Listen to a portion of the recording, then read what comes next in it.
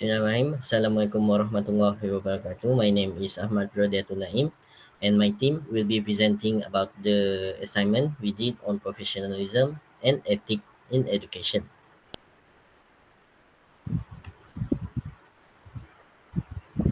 So before we start, this is a short introduction about our assignment. So first, the teacher are not only educator but also a role model who help shape student characters and values. Ethic guide students to make a fair and just decision in all classroom situations. Professional ensure discipline, good behavior, and respect inside and outside of the school. And our assignment are to analyze the teacher's bad attribute, their effects on student, and way to solve ethical issues.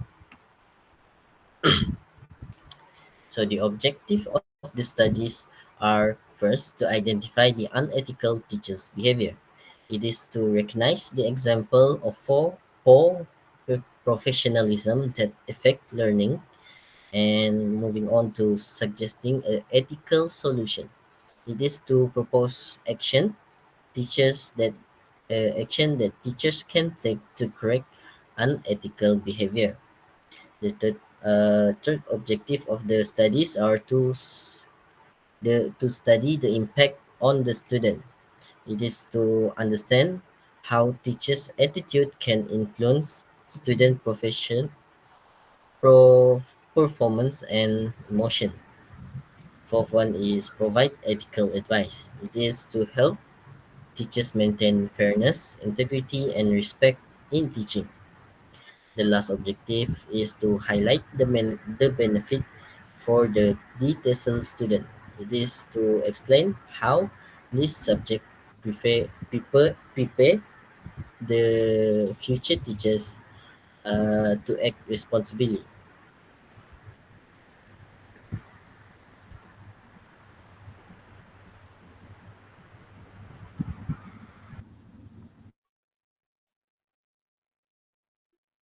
Share. Jap lainku slow. Jap. So the first is bad attribute in the classroom, which is poor professional attitude, which is not being fair to student in class. For example, treating smarter student better while behaving poorly toward those who are struggling, and using harsh or disrespectful language such as cursing at students, body shaming, calling them stupid or judging them based on their appearance, and being impatient or easily angry, for example, scolding students harshly for mistake while they are still learning. And the last one is failing to maintain professionally boundaries with students. Teachers are expected to remain professionally and respectful at the same time. This is cause misunderstandings such as sharing personal life story with student or engaging in inappropriate physical contact. For example, touching student in way that seem friendly but are not appropriate. So the second is lack of preparation. First is coming to the class without proper lesson plans. For example, assigning tasks to students without clear objective or explanation of what they are expected to do. And second is relying too much on textbook slides without engaging students, which may cause them to miss the main objective of the lesson. So in number three is poor classroom management, which is failing to control the classroom environment. For example, sorry, allowing student allowing student to be noisy or chaotic to the point that it disturb other classes.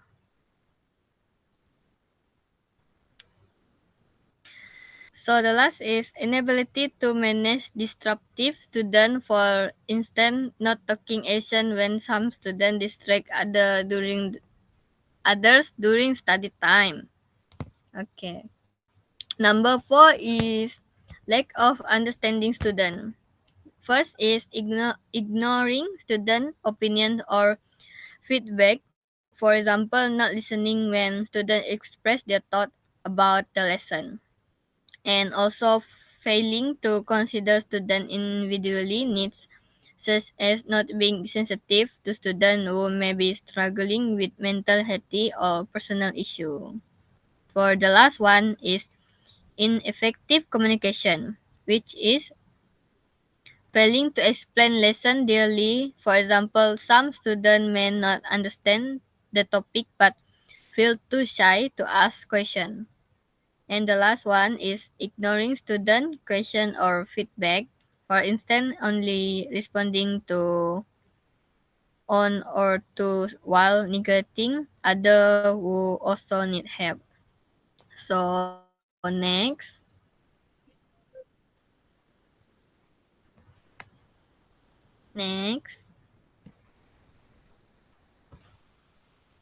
So for the social media, the first is an inappropriate personal posting, which is sharing overly personal information such as political opinion, private life issue, or personal activities that are unrelated to teaching. So doing live stream during class time, which disrupt the learning environment, and posting student photo or video on social media without their consent, that can making negative comment about student, parent, or the school. For example, spreading personal detail or sharing unkind opinion publicly.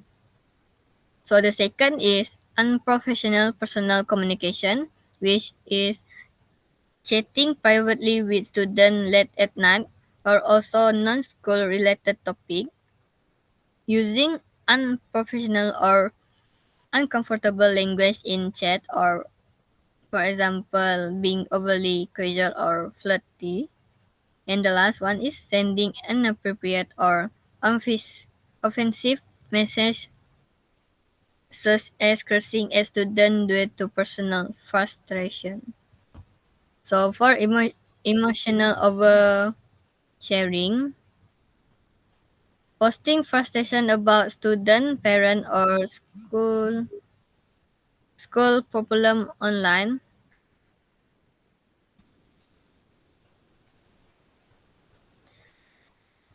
Jap ah. So emotional oversharing, which is posting frustration about student, parent, or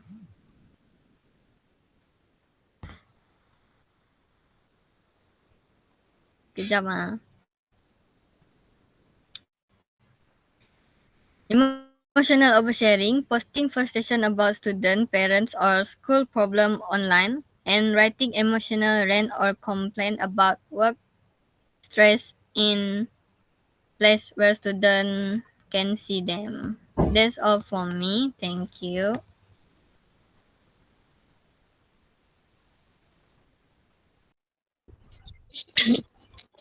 Yep.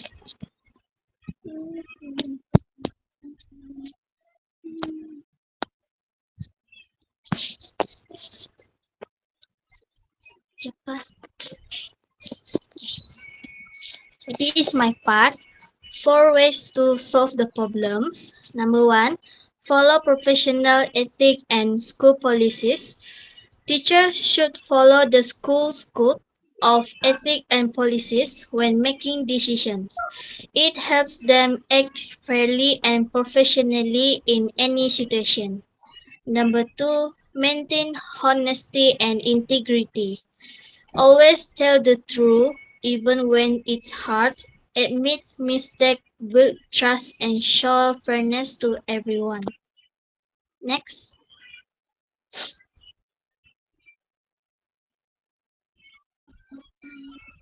Number three, seek guidance from senior teachers. If unsure what to do, seek advice from experienced teachers or school leaders. They can help you make the right and fair choice. And the last one, prioritize students' well-being. Always think about what's best for students. Treat everyone equally, respect their privacy, and create a safe learning space. That's all from me.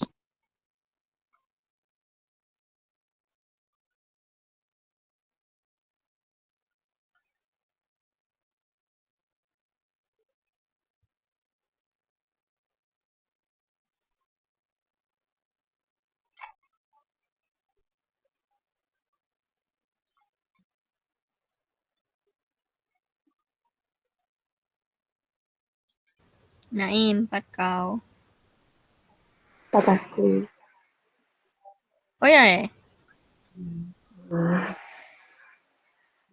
So, Hehehe. good morning. My name is Natalia Medin. Today, I will be talking about the impact of poor teachers' attitudes on students. Number one is decline in academic motivation and performance. When teachers show favoritism or treat certain students unfairly, it can make others feel discouraged and unmotivated. Students who feel neglected or discriminated against often lose their confidence in their abilities and stop trying as hard. Over time, this lack of encouragement leads to poor academic results and a disinterest in school activities. A classroom without fairness and support also fails to promote healthy competition and equal learning opportunities for everyone. Secondly, emotional and psychological effects. Negative attitudes such as harsh language, body shaming, or constant scolding can harm students' self-esteem and emotions. This may cause anxiety, stress, or even fear of making mistakes. Instead of seeing learning as something enjoyable, students begin to associate it with embarrassment or punishment. In serious cases, this can affect their mental health and social confidence both side and outside of school. For role modeling and behavioral influence, for the third one, teachers are supposed to be role models, but when they show impatience, anger, or disrespect, students may start to copy these behaviors. This can lead to a classroom culture filled with negativity and lack of empathy. It also sends the wrong message that such behavior is acceptable. In the long run, this may affect students' moral development and how they treat others in the future. That's all from me.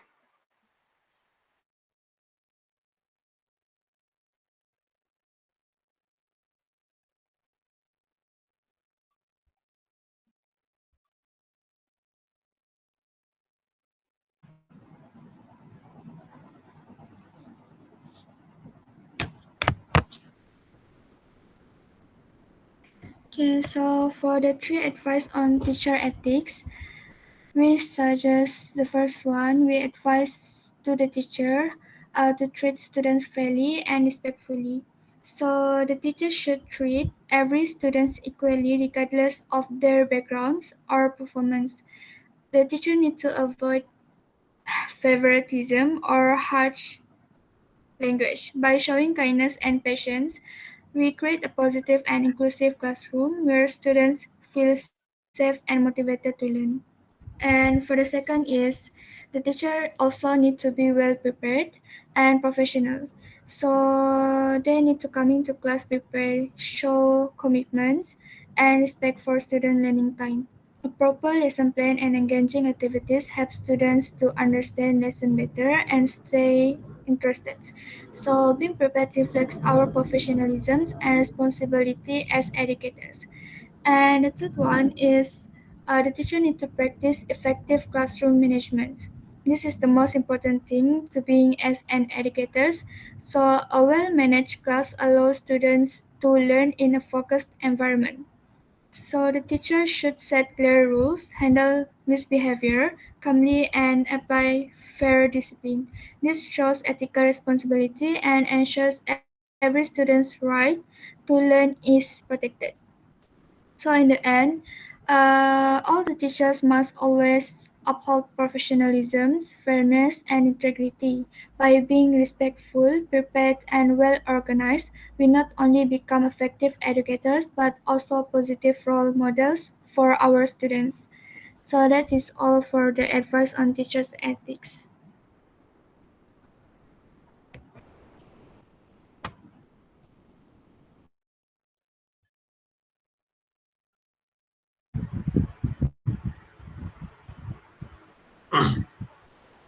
Naim, kau baca sikit point, Kuan Li baca 2 point, ni dah ada.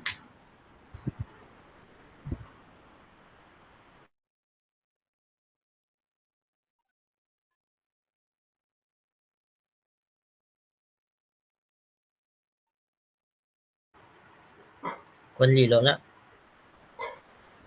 Kuan Li baca 2 point je.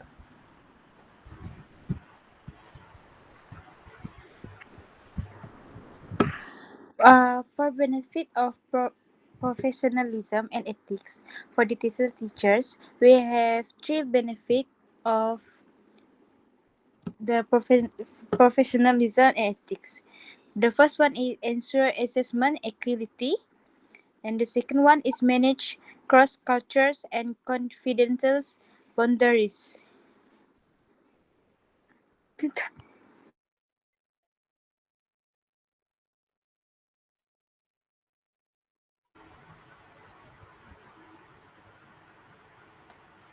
Sip. Siapa kan yang macam ni?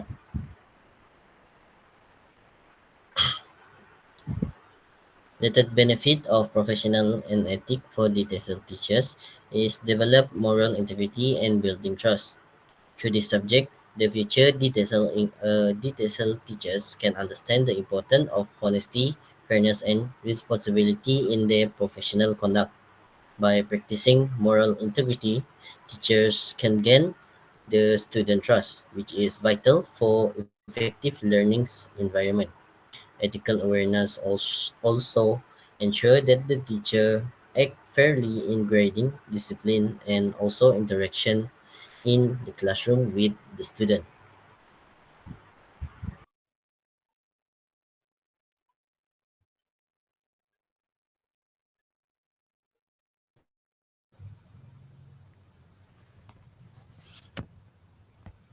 So for the last one is reflection about SWOT. So this assignment helped me to understand teacher ethical responsibility and how to make the right decision in real life situation. It also helped me reflect on my value and action as a future teacher. So for the strength, I am willing to learn, adaptable, patient, and responsible. I enjoy helping others and improving myself. So for the weakness is I sometimes doubt my ability under pressure, but I am learning to build my confidence through my experience. So the opportunities I can grow though through continuous learning, use techno- te- technology and gain teaching experience to improve my skill. So for the last one is threats. Fast changes in education and high expectation can be stressful, but with determination and good time management, I can overcome them. So that's all from us. Thank you.